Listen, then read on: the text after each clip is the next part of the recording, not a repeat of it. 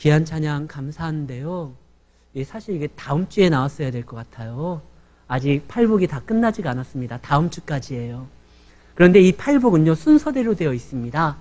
첫 번째, 두 번째 복은 하나님께 나아가는 이의 자세에 대해서 나와요. 심령이 가난한 자, 애통하는 자, 세상으로 만족하는 것이 아니라 하나님의 은혜를 사모하며 그 은혜를 자신의 삶 가운데 채우기를 간절히 원하는 심령이 가난한 자, 그리고 자신의 죄를 자복하고 회개하며 주님의 나라가 임하기를 바라며 애통하는 자가 하나님의 위로를 받는다. 이 두 가지, 팔복의 처음 두 가지는 하나님께 나아가는 자의 자세에 대해서 보여줍니다. 그리고 3, 4, 5, 6, 온유한 자, 궁휼히 여기는 자, 의에 줄이고 목마른 자, 마음이 청결한 자는 그런 자들의 특성에 대해서 보여줍니다. 그리고 7번째, 8번째 복은 세상에 대한 성도의, 믿는 사람들의 자세가 어떠한 것인지를 보여주는 겁니다. 그 세상의 성도의 자세의 첫 번째, 화평케 하는 자라는 거예요. 화평하게 하는 자는 하나님의 아들이라 일컬음을 받는 복을 받는다고 합니다. 양 진영에 대립하고 있는 진영을 중재하고 화해시키는 자, 유엔이나 국경 없는 의사회나 월드비전이나 무엇인가 이렇게 대립이 있는 곳에, 갈등이 있는 곳에 나아가서 중재하는 사람들, 적십자 같은 사람들. 그럼 이런 사람들이 바로 하나님의 아들이라 일컬음을 받느냐? 그건 또 아니에요. 분명히 이웃을 서로 사랑하는 것이 하나님의 뜻이고, 무엇인가 갈등이 있고 분쟁이 있는 곳에 우리가 나아가서 평화를 이루면은, 그러면 화평하게 하는 거니까 우리가 하나님의 아들이라 일컬음을 받겠구나 생각하겠지만, 그게 좀 달라요. 하나님의 일컬음을, 아들이라 일컬음을 받는 정도가 아니라 하나님의 아들이었던 분이 있잖아요. 예수님. 그 예수님이 이 땅에 와서 사람들 간의 어떠한 다툼을 이렇게 정리해 주시고 그 문제를 해결해 주셨나요? 한 번은 예수님이 나아가는데 어떤 사람이 와가지고 자신들의 어떠한 문제에 대해서 해결해 달라고, 분쟁이 있는데 송사에 대해서 해결해 달라고 했을 때 예수님이 아니다, 나는 그런 일 하러 온 것이 아니다 했어요. 심지어 예수님께서는 마태복음 10장 34절, 누가복음 12장 51절에 이렇게 말씀하셨습니다. 내가 세상을 화평을 주러 온 줄로 생각하지 말라. 아니다, 내가 검을 주러 왔다. 누가복음입니다. 내가 세상에 화평을 주려고 온 줄로 아느냐? 내가 너희에게 이르노니 아니라 도리어 분쟁하게 하러 왔다. 실제로 예수님은요, 가는 곳마다 싸웠어요. 싸움 딱이셨어요. 바리새인들과 싸우고 서기관들과 싸우고 권세자들과 싸우고 예수님이 가는 곳마다 싸움이 일어났어요. 아니, 이거 말이 안 되잖아요. 예수님 본인 입으로 말했습니다. 내가 화평을 주러 온 거 아니다. 그러면서 5장에는 뭐라고 돼 있죠? 화평하게 하는 자는 하나님의 아들이라 일컬음을 받을 것이다. 지금 하나님 아들이 지금 하는 말이에요. 뭔가 다르잖아요. 여기에서 말하는 화평은요, 사람들과의 관계에서 무슨 문제가 있었을 때 중재하는 역할을 이야기하는 것이 아닙니다. 하나님과 원수된 사람들과를 화평케 만드는 거예요. 예수님은 이 땅에 오셔가지고요, 사람들과는 많이 싸웠어요. 현재의 기득권자들과는 싸웠어요. 심지어는 성전에 들어가서 장사하는 사람들에게는 노끈으로 채찍을 만들어서 그들을 막 내쫓고 상을 뒤집어 엎었어요. 그러나 그는요, 십자가의 길로 나아가서 사람들에게 구원의 길을 열어주고 하나님께 나아갈 수 있도록 그 죄가 가로막았었던 것을 예수님이 다 허물고 하나님과 인간과의 그 대립된 관계를 화평의 관계로 만들었습니다. 우리가 지금 복받는 이 이야기에 대해서 나오는 것은 우리가 물론 다른 사람들, 갈등 있는 사람들에게 가서 따스한 손길을 내밀고 화해시키는 일도 해야 돼요. 내 이웃을 내 몸과 같이 사랑하라고 말씀하셨으니까. 그러나 정말 우리가 해야 될 일은 하나님과 우리 사이의 문제를 해결하기 위해서 하나님의 자녀로서, 아들로서, 그의 딸로서 우리가 다리를 놔야 되는 겁니다. 그때 복을 받는다는 거예요. 우리 최초에 인간의 어떠한 갈등으로 인하여 문제가 생긴 사건이 뭐죠? 최초의 범죄는 뭡니까? 아담과 하와가 하나님의 말씀을 어기고 선악과를 딴 거예요. 하나님의 말씀을 100% 신뢰하지 못하고 그 말씀을 자신의 삶의 어떠한 원동력으로서 품지 못하고 사단의 게임에 빠져서 너 이거 먹으면 하나님처럼 될 수 있다라는 그 달콤한 유혹에 하나님처럼 되고 싶은 교만이 최초의 범죄를 불러왔죠. 그럼 최초의 인간 간의 갈등은요, 바로 그의 아들 가인과 아벨입니다. 가인과 아벨이 서로 갈등하기 시작해요. 가인이 자기 동생 아벨을 미워합니다. 보기만 해도 막 분노가 치밀어 올라요. 그리고 결국 죽이죠. 근데 이 다른 사람을 미워하고 분노하고 질투하고 행동으로 옮겨서 그를 죽이기까지 만들었었던 그 원인이 뭡니까? 창세기 4장 7절입니다. 네가 선을 행하면 어찌 그렇게 낯볕이 변하겠느냐?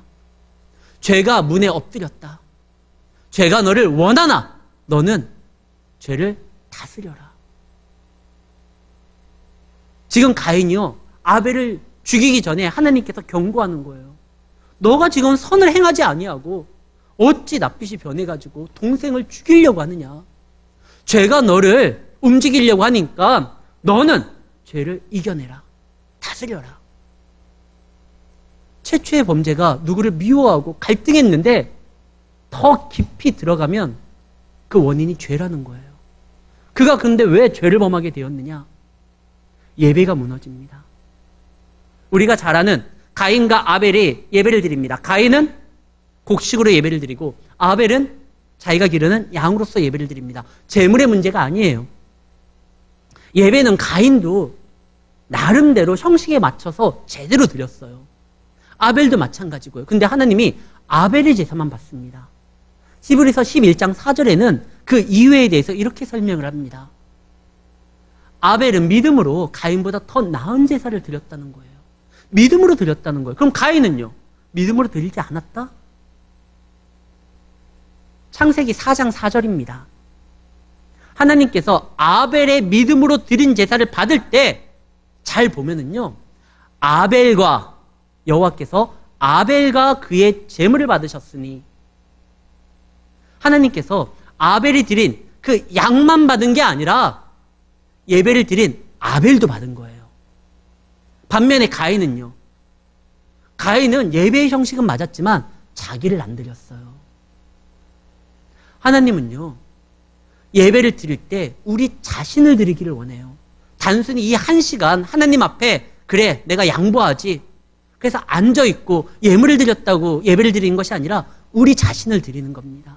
하나님, 우리를 받아주시옵소서. 그래서 이 예배의 시간이 굉장히 중요한 거예요. 하나님께 우리를 드리는 시간이에요. 그리고 하나님은 그것을 보고 우리의 예배를 받아주실 뿐만 아니라 우리로 하여금 예배의 삶을 살아갈 수 있도록 역사해 주십니다. 가인이 그걸 못한 거예요. 하나님 앞에 선을 행하지 못했어요. 성경에서 등장하는 선이라는 말은 하나님과 관계적 용어입니다. 하나님과의 관계가 예배를 통해서 이루어지는데 그 예배가 자기를 드리지 못하는 형식적인 것이어서 예배가 무너지니 죄가 그를 주도하게 됩니다. 그래서 가인이 죄를 이길 수 있는 힘이 하나님으로부터 와야 되는데 예배가 막히니까요, 여기에서 문제가 되는 거예요. 세상에 문제가 왜 됩니까? 다른 게 아니에요. 예배자들이 삶의 곳곳에서 예배적 삶을 살아가지 못하기 때문에 그런 거예요. 이제 우리는요, 세상에 나아가서 저들에게 복음을 증거해야 되는 것이 그냥 전해야 되는 성도의 의무여서가 아니라 그것이 아버지의 뜻이고 우리가 전함으로 인하여 세상과 하나님의 화평케 될 때 비로소 평화가 이루어집니다. 평화는요, 우리가 만들어서 우리가 지혜를 모아서 세우는 게 아니에요. UN 본부가 뉴욕에 있습니다. 건물이 어마어마해요. 거기에 세계의 정상들이 모이기도 합니다. 그리고 각국의 똑똑하다고 하는 엘리트들이 모여서 머리를 맞대고 있습니다. 그 결과 전쟁이 사라집니까? 얼마 전에도 미국의 대통령 바이든이요, 군사를 이렇게 명령을 내렸어요. 전쟁이 사라지지가 않아요.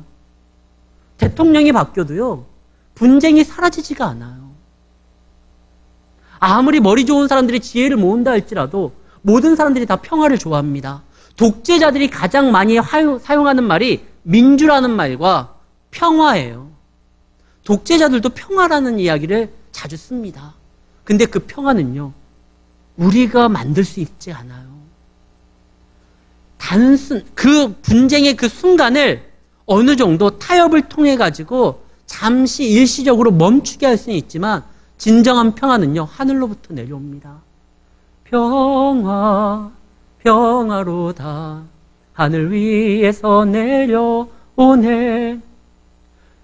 진정한 기쁨과 감사와 평화와 평강은 우리와 하나님의 관계가 회복될 때, 그때 이루어지는 거예요. 내가 누군가를 미워하고 그를 시기하고 그에게 질투가 난다고 했을 때 무슨 음악 치료를 받는다거나 상담을 받는다거나 아니면은 다른 어떠한 수단을 통해 가지고 이것이 치유되는 것이 아니에요. 진정한 누군가를 미워하는 마음이 언제 눈 녹듯 사라지느냐? 하나님에서 내가 은혜를 받을 때입니다. 성경에 보면은 그 삭개오가 등장을 하죠. 이 삭개오가 사실 돈은 많았는데 항상 사람들에게 지적을 당하고 멸시를 당하고 무시를 당하고 매국노라고 손가락질을 당합니다. 그래서 그의 마음은요, 많이 상처받고 찢어졌어요. 근데 그가 예수님을 만나고 예수님과 함께 식사를 나누고 예수님에게 말씀을 듣고 오늘 너의 집에 구원이 이루었다라고 말을 하면서 예수님이 그를 품어주니까 삭개오가 그 갈갈이 찢어졌었던 마음이, 사람들에게 받았었던 상처와 분노가 눈 녹듯 사라지면서 이런 말을 합니다. 내가 가난한 자에게 내 재산을 나눠주겠습니다. 원래 삭개오의 친구와 지인들은 가난하지가 않아요. 세리는 세리들끼리 모였는데 나름대로 국가 공무원이고 어느 정도 재력이 있어요. 여기서 말하는 가난한 자들은 그동안 자기를 시기하고 미워하고 손가락질했었던, 상처 줬던 사람들입니다. 그러나 예수님으로 인해 은혜가 받아지니까 그들을 용서하겠대요. 우물가의 여인도 사람 취급 안 받았잖아요. 저 남편 잡아먹는 하면서 맨날 손가락질 당했잖아요. 근데 그 여인이 예수님을 만나서 예배가 무엇인지를 알게 되고 하나님의 구원이 무엇인지를 알게 되고 영원히 마르지 않는 생수에 대해서 직접 경험하게 되니까 이 여인이 자기에게 상처 줬던 사람들에게 뛰어갑니다. 와봐라. 그들에게 복음을 증거합니다. 진짜 우리가 누군가를 미워한다고 하면 우리의 예배의 삶을 점검해야 돼요. 내가 은혜가 혹시 사라지지 않았을까? 하나님의 은혜가 충만한 사람들이 내가 받은 은혜를 헤아려서라도, 계산적인 분들도 하나님의 은혜를 헤아려보고 계산해보면 내가 받은 게 더 많기 때문에 다른 사람들에게 손을 내밀 수가 있어요. 이 미움과 시기와 질투, 하나님 앞에 적대적인 것들, 이 모든 것들을 우리가 하나님 안에서 해결할 수 있는 방법이 그분 앞에 나아가서 은혜를 받고 그 은혜 받은 자로서 세상에 나아가 그것을 전하는 겁니다. 1956년에 남미 에콰도르에 있는 아마존 유역에 그 한 부족이 살고 있어요. 이 부족이요, 굉장히 잔혹합니다. 얼마나 잔혹하고 문제가 많은지 이 부족의 언어에는 평화라는 말 자체가 없어요.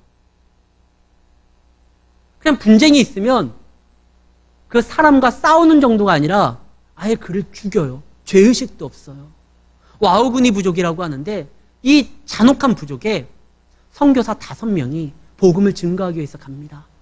근데 너무나 잔혹하고 이게 말이 안 통하는 그런 족속이다 보니까 그 선교사의 아들이 이런 말을 해요.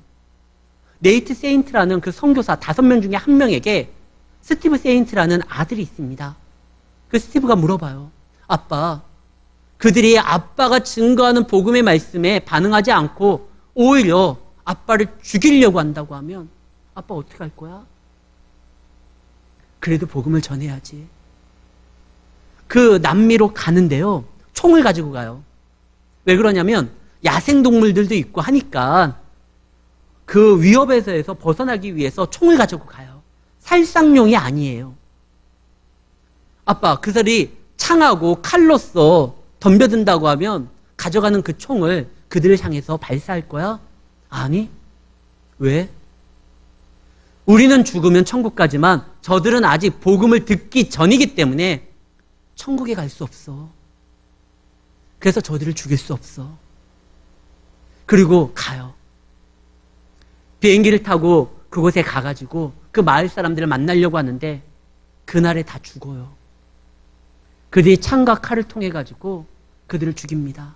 이것이 영화로 만들어졌는데 그 영화 이름이 창끝이에요. 그 영화에서 보면 그들이 죽이려고 막 달려듭니다. 심지어는 여자들도 막 애를 등에 업고 그 선교사들을 죽이려고 막 달려드는 장면도 나와요. 그때 선교사가 그 총을 가지고요, 위험을 알리려고 이렇게 위에다가 발사만 하지 그들에게 향하지를 않아요. 다 죽어요. 근데 그로부터 36년이 지난 1992년 6월에 그 부족이 사는 마을에 신약성경 봉헌 예배를 드리게 됩니다. 이게 어떻게 된 일이냐? 자기 남편들이 죽었다라는 그 사실을 알고요, 그 아내들이요, 짐 싸들고 그곳으로 갑니다. 남편의 복수를 위해서 총을 들고 뭐 칼을 차고 가는 것이 아니라 그들을 위로하고 그들을 싸매주기 위해서 복음의 말씀을 들고 가고 의약품을 들고 가요. 처음에는 이 여인들과 아이들이 오니까 남자가 아니라 여인들이 오니까 이 부족들이 저 사람들은 또 뭐지 하면서 그들을 이렇게 받아줍니다. 근데 나중에 알게 된 거예요. 이렇게 헌신적으로 자기들을 위해서 수고하고 애쓰고 의약품을 통해 가지고 상처를 싸매주고 잘 알아듣지는 못하겠는데 귀한 말씀을 전해주는 이 사람들이 얼마 전에 자기들이 죽였었던 그 선교사들의 가족이라는 걸 알게 돼요. 그리고 그들의 마음이 열리게 되고 36년이 지난 다음에 그들과 생활해서 그들의 언어를 알게 된 이 선교사 부인들이 신약 성경을 번역을 합니다. 그리고 거기서 예배가 드려지는 거예요. 그리고 처음으로 평화라는 말조차 없었던 그 부족에게 하나님과 원수되었었던 지난날의 삶이 청산되고 화평을 이루게 됩니다. 사랑하는 성도 여러분, 우리가 그 일에 대해서 부름받은 사람들이에요. 화평케 하기 위해서 사람들에게 어떤 중재가 아니라 하나님과, 그건 기본이고 사람들과의 중재는 하나님과 원수된 자들에게 구원의 손길을 열어주고 하나님 앞에 인도해야 돼요. 이때 성도가 받은 가장 큰 특권이 뭔지 아십니까? 화평케 하는 자는 하나님의 명령을 하셨을 때 이 명령에는 항상 약속이 내포되어 있어요. 화평하게 할 수 있는 능력도 주신다는 거예요. 성도의 가장 큰 특권은 우리가 누구든지, 이 자리에 있는 누구든지, 방송을 통해서 예배를 참여하는 누구든지 우리가 복음을 마음에 품고 그 복음을 누구에게나 전도하면, 그리고 그들을 복음의 길로 이끌기만 하면 하나님이 만나준다는 거예요. 주일학교 아이가 누구에게 하나님의 말씀을 증거하고 그를 이끌는다고 하면 하나님이요, 그 어린아이의 손길에 이끌리는 사람도 만나주겠다는 거예요. 하나님이 그들을 외면하지 않겠다는 거예요. 왜? 내 아들이 소개하는 거니까요. 내 딸들이 소개하는 거니까요.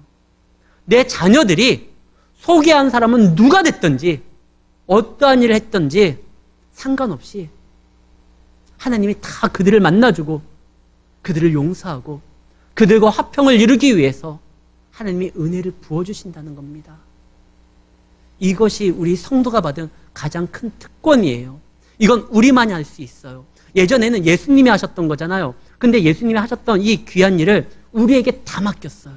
하나님의 구원의 완성을, 복음을 증거하고 선포하는 것을, 정권을 우리에게 줬습니다. 이 땅에 교회가 존재하는 이유, 성도가 존재하는 이유가 뭐죠? 그 옛날 조용필은 그의 노래 킬리만자로의 표범에서 자기가 21세기에서 존재하는 이유가 뭐라고 되어 있습니까? 21세기가 간절히 자기를 원하기 때문에. 조용필은 그렇게 말을 했어요. 근데 우리가 이 땅에 21세기에 존재하는 이유가 뭐냐? 이 시대에 살아가는 사람들을 하나님께로 인도하고 저들과 하나님이 화해할 수 있도록 만들기 위해서 우리가 존재하는 겁니다. 우리는요, 화평케 하는 사람들이에요.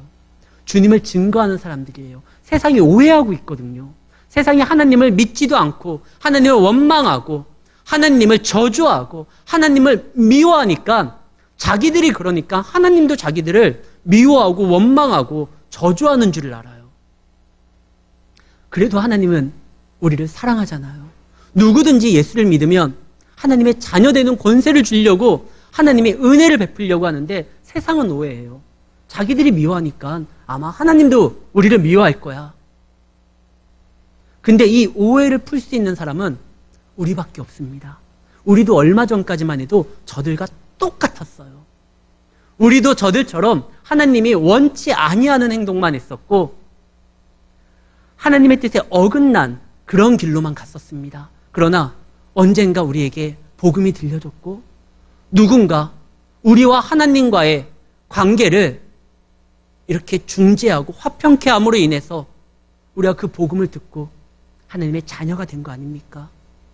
이 오해를 풀 수 있는 사람은 우리밖에 없어요. 먼저 은혜를 받았었던 우리가 전해야 되는 겁니다. 우리가 전할 때 하나님은 누구든지 만나주십니다. 아들이 전하는 자니까. 근데 이 전할 때요, 지혜가 좀 필요해요.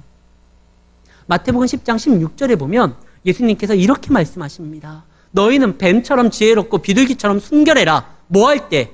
내가 너희를 보냄이 양이 이리 가운데 보냄 같도다. 전도에 대해서, 세상에 대해서 예수님이 제자들을 파송할 때 하시는 말씀이에요. 저들은 지금 오해하고 있다. 그러니까 너희가 복음을 증거할 때 지혜롭게, 그리고 너희의 행동이 윤리적으로나 도덕적으로나 흠잡을 수 없도록 순결하게 나아가야 된다. 예수님이 이 땅에 오셨을 때 참 지혜롭게 오셨어요.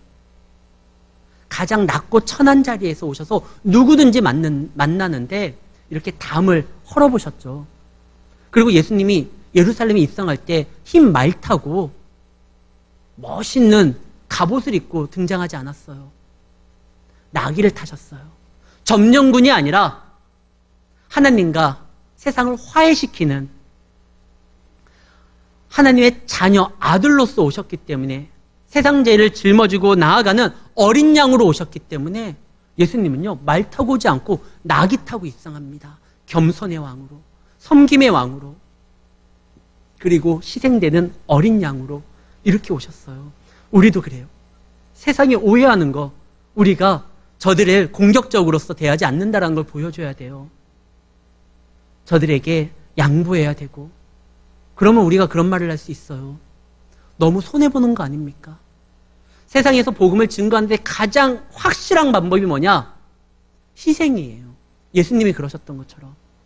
예수님이 희생함으로 세상을 품었던 거 아닙니까? 그럼 우리는 희생만 강요되고 너무 손해되는 거 아닙니까? 절대 손해되는 거 아니에요. 우리가 희생하는 모든 것들을 하나님이 다 아십니다. 그리고 그 수고와 헌신에 대해서 하나님이 채워주는 거죠. 5명의 선교사가 그 남미 땅에서 쓸쓸하게 죽음을 맞이해서 끝난 게 아니에요. 그들의 피가, 그들의 헌신이 복음의 뿌리가 되었고 아내들의 수고가 복음의 열매가 되었습니다. 결코 헛되지를 않아요. 36년 걸렸습니다. 그러나 결과가 나타납니다. 하나님께서 우리에게 사역을 주실 때 그 사역이 하루아침에 늘 결과가 나타나지 않을 때가 많아요. 그러나 확실한 건 결과는 나타나게 됩니다. 우리가 지치지 않고 포기하지 않고 나타날 결과를 바라보면서 인내할 때 36년이 걸릴지 아니면은 1년이 걸릴지, 그러나 분명히 나타나요. 왜? 우리의 수고를 보시는 하나님이 우리의 수고와 희생을 결코 헛되게 만들지 않습니다. 그리고 그러한 자들에게 무엇을 준다? 자녀가 되는 권세를 줘요. 하나님의 아들이라 일컬음을 주겠다는 거예요. 이게 굉장히 중요한 말이에요. 이때 당시에 어부의 아들은 어부였어요. 목수의 아들은 목수고 대장장이의 아들은 대장장이 되는 거예요. 그럼 하나님의 아들은 하나님의 일을 하는 거죠. 이 축복을 주겠대요. 며느리도 모르는 비법을 직계한테는 주잖아요. 아들한테는, 딸한테는 알려주잖아요. 하나님의 아들이라 일컫는 건 하나님의 비밀을 알려주고 하나님의 능력을 행할 수 있도록 역사해 주신다는 겁니다. 제가 오늘이요, 딱 우리 교회에서 설교한 지 만 3년째예요. 2018년 3월 첫 주에 설교하러 왔습니다. 물론 이제 선보는 설교는 1월 21일 날 했었고, 이제 결정이 돼서 와서 제가 설교했었던 건 3월 1일 첫 주였어요. 그러니까 다음 주부터 이제 제가 4년 차입니다. 근데 지난주에요, 아내랑 같이 우리 집사님과 같이 식사를 하는데요, 그 집사님이 그런 말을 해요. 3년 만에 처음으로 저한테 그 말을 하는 거예요. 목사님, 사실은 제가 목사님이 오시기 전에 기도를 했대요. 하나님, 도대체 우리 교회 오실 목사님이 누굽니까? 좀 보여달라고. 제가 1월 21일 날 와서 처음으로 설교를 했었고요. 그때 당시에는 3명이 설교하기로 돼 있었어요. 최종적으로 2명이 하기로 했지만 처음에는 3명이 설교하기로 돼 있었나 봐요. 그 3명이 설교를 한다고 하는데, 근데 제 얼굴을 본 적도 없고 만난 적도 없는데 하나님 앞에 기도했대요. 도대체 우리 교회 오실 목사님 누굽니까? 놀라운 건 제가 나타났대요, 꿈에서.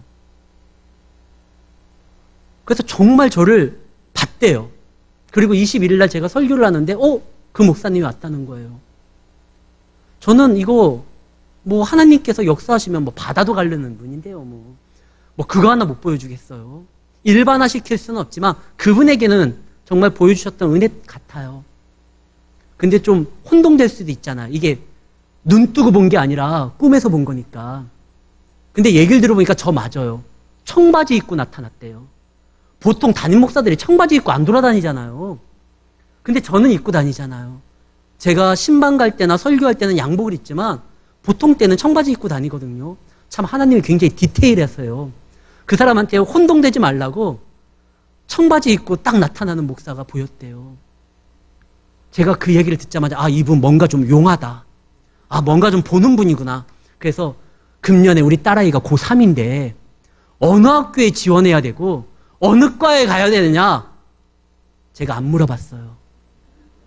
그건 물어보는 게 아니에요. 그가 교회에 대해서 간절히 기도하고 사모하고 교회가 건강하게 세워지기를 원하는 마음에 기도할 때 그 기도의 끈을 놓지 말라고 하나님께서 특별하게 보여주는 상황이고, 무슨 우리 교회가 앞으로 언제 교육관을 짓게 되고 언제 어떻게 되는 거고 내 딸아이는 어디에 학교에 지원해야 되는지 그거 물어보라고 그 은혜 준 게 아니에요. 그래서 제가 그 집사님 얘기 듣고 저 맞는 것 같네요, 청바지 입었으면 하고 끝났어요. 더 이상 안 물어봤어요. 그건 물어볼 게 아니에요. 그는 영적 점쟁이가 아니거든요. 하나님은 우리를 그렇게 인도하시는 분이 아니거든요. 근데 필요하다고 하면 보여주실 수도 있는 분이에요. 화평을 감당하기 위해서, 주의 뜻을 감당하기 위해서 뛰어가는 사람들에게는 하나님께서 역사를 합니다. 우리가요, 예수님께서 이 땅에 오셨었을 때 온 세상은 예수님 중심으로 움직였어요. 그가 죽었을 때는 태양도 햇빛을 잃어버렸다고 되어 있어요. 그가 탄생한 것을 알리기 위해서는 별들도 움직였어요. 바다와 풍랑도 잠잠했고, 그가 명령하면 귀신도 제어지고 병도 해결되고, 심지어 죽음도 그분이 원한다면 이미 죽은 사람도 살렸을 뿐만 아니라 나사로야 나와라, 소녀야 일어나라, 본인 자신도 모든 이들에게 부활의 첫 열매로 구원의 길을 여시기 위해서 죽음도 이겨내셨어요. 모든 것이 예수님 중심으로 움직였습니다. 이제는요, 그 예수님의 사명을 감당하는 하나님의 아들이라고 칭함을 받은 우리 중심으로 움직이게 되는 겁니다. 우리가 그분의 뜻을 쫓아서 우리와 하나님과의 사이를, 이 막힌 담을 헐기 위해서 이미 허셨던 그 주님의 그 가는 길을 우리가 사람들에게 인도할 때 하나님께서 우리에게 필요한 것을 채워주기 위해서 우주를 동원하십니다. 하나님은 역사하시는 분이에요. 그분의 뜻을 감당하기 위해서 움직이는 자들에게 멈추거나 당신의 뜻을 아끼는 분이 아닙니다. 아까 우리가 불렀었던 찬양이 있잖아요. 예배전에. 나는 믿네. 만약에 내가 가는 이 길에 바다가 갈라지지 않으면 뭐 바다 위를 걷게 하시던지,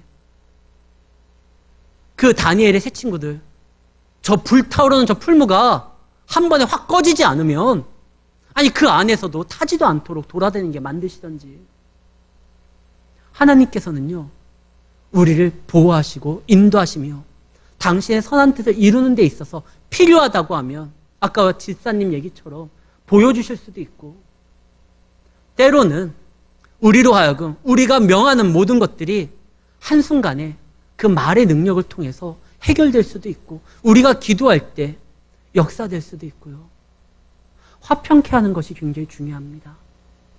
하나님과 세상을 화평케 해야 돼요. 그때 우리가 사는 모든 것들이 진정한 평화와 감사함이 나타날 수 있고 이루어질 수 있다는 것입니다. 사랑하는 성도 여러분, 내일서부터 또 새로 시작되는 이 세상의 일에서 우리의 마음을 핥히는, 우리에게 상처를 주는, 우리로 하여금 금신케 하는 그런 일들을 많이 만나게 될 겁니다. 그러한 상황에서도 우리가 저들을 위해서 기도하고 저들에게 복음을 증거하고 하나님의 자녀로서의 모습을 나타내야 되는 이유가, 저들은 우리가 아니면 복음을 듣지를 못해요. 교회가 아니면 하나님을 알 수가 없어요. 그리고 저들이 우리의 모습을 통해서 하나님을 알게 되고 변화가 될 때, 그때 저들을 통해서 상처받았었던 일들이 이제는 저들과 함께 하나님의 큰 뜻을 감당하며 이루어질 수 있는 역사를 우리가 체험하면서 나아갈 수 있다는 것입니다. 사랑하는 성도 여러분, 희생은 어렵습니다. 그러나 우리의 희생은 손해가 아님을 기억하시길 바랍니다. 하나님의 위로가 있다는 거예요. 하나님의 능력이 있다는 거예요. 하나님의 아들이라 일컬음을 받는다는 건 하나님의 그 능력을 이 땅에 끌어와서 우리가 사용할 수 있다는 것입니다. 그리고 하나님은요, 자기 자신 기가 막히게 보호하십니다. 어미도 지 새끼를 보호합니다. 그 가냘픈 날개로요. 어미 새도 이렇게 그 세상 풍파에 쉽게 꺾일 수밖에 없는 그 날개로도 품으려고 하는데, 하나님의 권능의 팔은 쉽게 꺾이기도 쓰러지지도 무너지지도 않아요. 하나님이 그 아들을 지키고 그 아들을 책임져주고 예수님을, 그 영혼을 끝까지 받아주시고 그의 사역을 완성해 주셨던 것처럼 하나님의 아들 된 우리의 모든 걸음도 주님께서 함께 해주신다는 것을 믿고 끝까지 승리하며 나아가는 우리 성도님들이 되시기를 예수의 이름으로 축원합니다.